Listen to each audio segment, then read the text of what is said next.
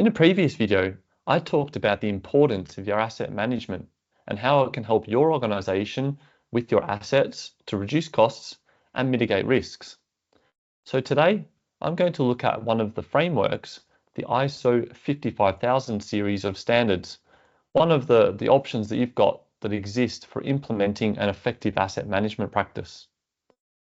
The ISO 55000 series is a set of international standards which is developed by the International Organization for Standardization, or ISO, and they establish best practices and guidelines for asset management and other management systems.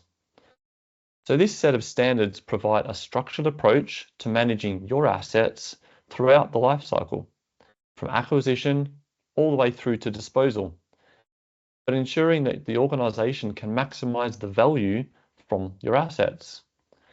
So it consists of three main standards in the series.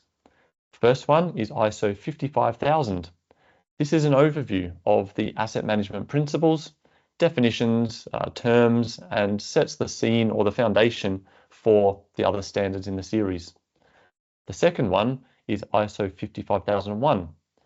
This one outlines the requirements for establishing, implementing, and maintaining and improving your asset management system. And this is the main one that you would use if you were going to implement it. The next one in the series is ISO 55002. And this offers some guidance and practical examples to help you implement this system related to the ISO 55001 standard. So the ISO 55000 series is a great starting point or a great framework if you don't know what to follow, which is comprehensive. It's internationally recognized framework for asset management, and it will help your organization to implement and embed best practices, optimize your assets, and more importantly, achieve your organizational goals.